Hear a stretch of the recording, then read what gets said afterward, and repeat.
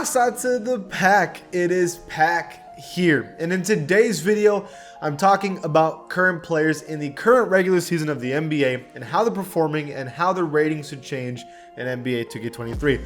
Listen, it is super early in the season. Most teams have barely played 3 games, but what I'm doing is off the start of the year, who's looking good and who's probably going to get a roster update when the first update drops. If you like that kind of content, please join the pack and subscribe. Let's get it, man. And let's start off with the Washington Wizards first. I usually start off with the Philadelphia 76ers. I thought we should mix it up for this video. And I want to start off with Kyle Kuzma. Kuzma's interesting. So last year he averaged 17 on whatever. I mean, pretty good efficiency for him, right? Like not a terrible year at all. Similar to the year he had in 2019 with the Lakers, right? So it looked okay, but to be honest, Beal missed half the season. Porzingis wasn't there most of the season. I feel like Kuzma was just kind of getting inflated numbers. That's all I personally felt. But now this whole team is healthy and playing again. Kuzma's still performing well, averaging around, I believe it's like 19 or 20 right now, as a second leading scorer on this team behind Bradley Beal. It's pretty impressive. Kuzma is looking valid, and he is 27, technically entering his prime. I can see him having a pretty good year, and if Porzingis can figure it out, I can see the Wizards being a playoff team potentially. So good for him, man. For the Golden State Warriors, we have Andrew Wiggins. Look. I actually feel that Poole, Green, and Thompson just all stayed at 83. They're having a little start for the year. But Wiggins is picking up where he left off in the playoffs last year. It felt weird to say in this roster, Wiggins was the second best player on a championship team, right? And everyone was like, well, it's because Clay hasn't really come back. And you could argue that Draymond adds more to the team. And Poole's had a pretty good season. So there was a lot of asterisks to saying Wiggins was the second best player on the Warriors last season. But I think Wiggins is kind of shutting that up with his finals performance and the start of the year. He has been consistently a great scorer, which we know he's always been able to do. But on top of that, he's been one of the best defenders on the team. He is the clear number 2 option, even over Klay Thompson. And I don't think that should be only one overall difference. I honestly feel he's like an 87 overall right now. He's been playing that way. And it makes his team roster-wise look a little more sense when it comes to a championship level team, right? Ooh, for the Blazers, who else to talk about besides Damian Lillard? When I thought he was going to be a little rough coming back from injury. He's averaging 30 points right now, by the way. Oh, no, like 34 points. He hit a game winner against the Lakers. He's different. He's different, bro. He's just so clutch. At 32 years old, he's still top 2 point guard or top 3 point guard in the NBA somehow, even after injury. All that stuff, it's super incredible. He's in the 90 overall club easily. So not even a debate there. I think that's an easy change to make for 2K. Up next with the Timberwolves, the only person you could argue that Anthony Edwards deserves a little upgrade, but Rudy Gobert has looked like the best player on the Timberwolves as of today. It's early, but I mean, still one of the best defenders in basketball, maybe the best defender in basketball. Is getting 18 rebounds a game, 16 points per game on like crazy efficiency, is doing and is consistent every game so far, is doing way better than anyone else on the team so far, and the Timberwolves look a lot better with him on the court. This team is an automatic playoff team, assuming everyone's playing well and healthy. This is a playoff team, and I think a big reason is because of Gobert's performance. I think Cat just needs to find out how to play around Gobert, but this is looking like a very good team. I'm gonna say 90 overall for Gobert. Straight up. By the way, if I do not mention your team, it's because I believe no one deserves a change. For example, the Thunder. Just clarify. So for the Phoenix Suns, I don't want to always talk about the best player on every team, but it makes it hard not to when Booker's dropping 30 a game, right? This is one of the better teams looking like in the NBA right now. They're playing very well. Even though Chris Paul is performing poorly, they're still playing well because Aiden's playing well, but Devin Booker's dropping 30 a game right now. It's insane. He's playing very, very damn well. I don't know if you guys remember me talking during the preseason. I was like, this team, if they want to win a championship, Devin Booker needs to go from an all-star to a superstar. And even though I thought he was a borderline superstar for years, dropping 30 a game is superstar numbers, and he's going to need to do that for the entire season in order for them to be a championship team. For the San Antonio Spurs, I want to kind of say Vassell, Poeltl, and Keldon Johnson are actually playing pretty damn well. This team, in my opinion, was expected to be the worst team in the NBA. They're 2-1 right now. They're still going to be the worst in the NBA, or at least one of them. But Keldon Johnson is just so good at basketball. I think, He's now the number one option on this team, giving him more inflated numbers, but he's doing well with that. And he's still going to be like an 83 or 84 overall. Vassell is a 78 minimum. He's shooting very well and is a good defender. And then you have Poeltl, who's also a great defender. All these, I mean, Poeltl could be in the 80 overall club straight up. I mean, they're playing well for being a bad team, to be honest. For the Raptors, Gary Trent Jr. I have been speaking on this man's name for 3 years now, and I just need to remind you, one of the best perimeter defenders in basketball statistically, and is the second leading scorer on this team. Siakam's going crazy, but I think Siakam's playing to his rating. I think Gary Trent Jr. is straight up at least tied with OG minimum, and he should probably be higher. Flat out. He is so damn good. He deserves his flowers. For the Pistons, Bojan Bogdanovic is getting buckets for this team, bro. I believe he's the leading scorer. I'm not 100% sure. Or at least second leading scorer on the team. He's I mean, this team's obviously not going to do very well this year, I'm assuming.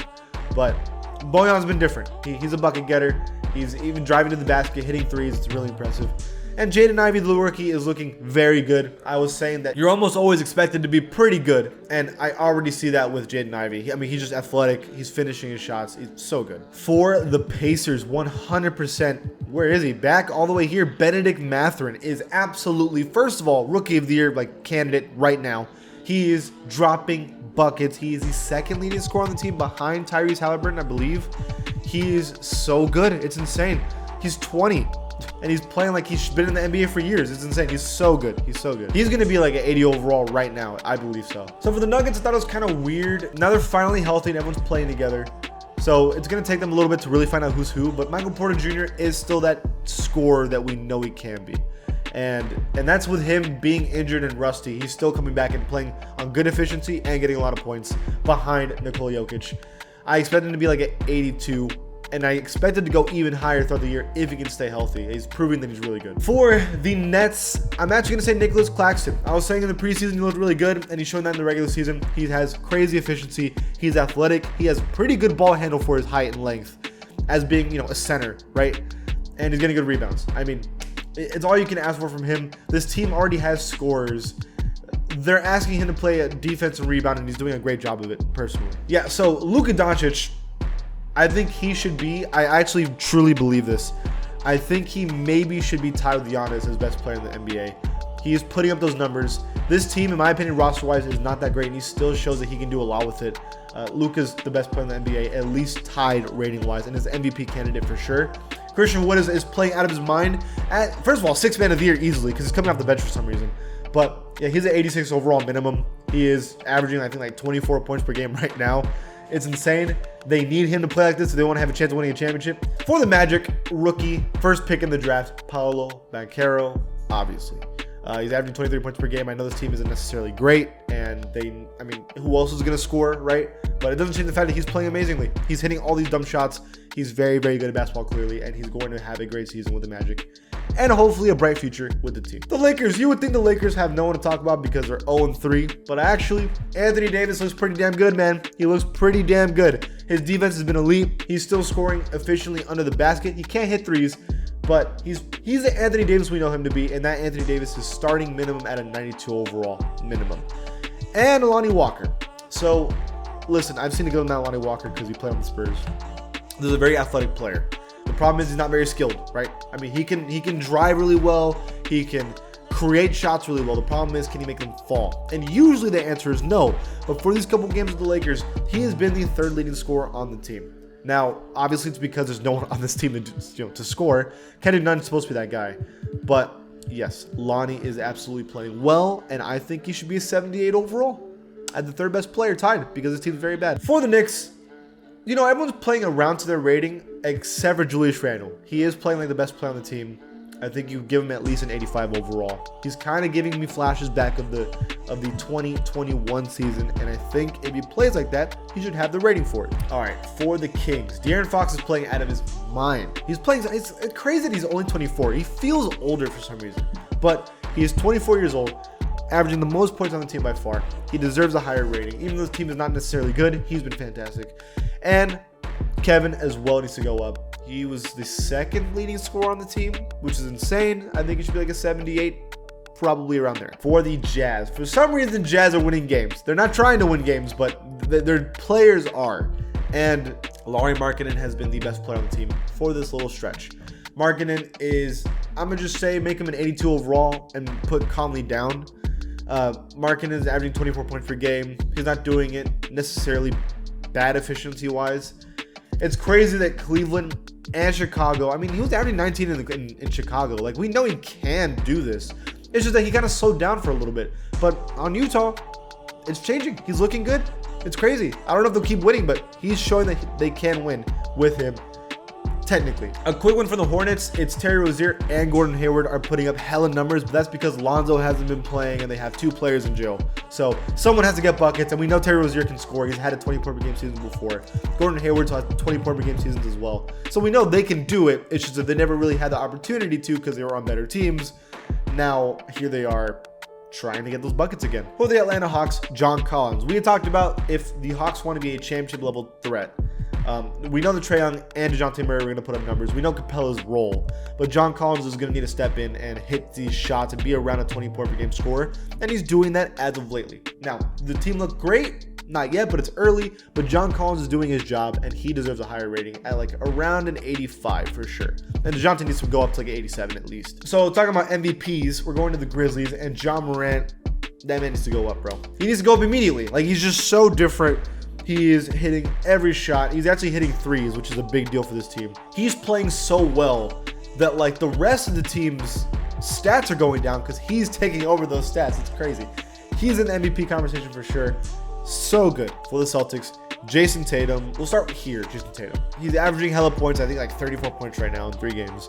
They're the best team in the NBA, at least in my opinion, as of today. Like rating wise, like projection wise, they've been the best team in basketball right now.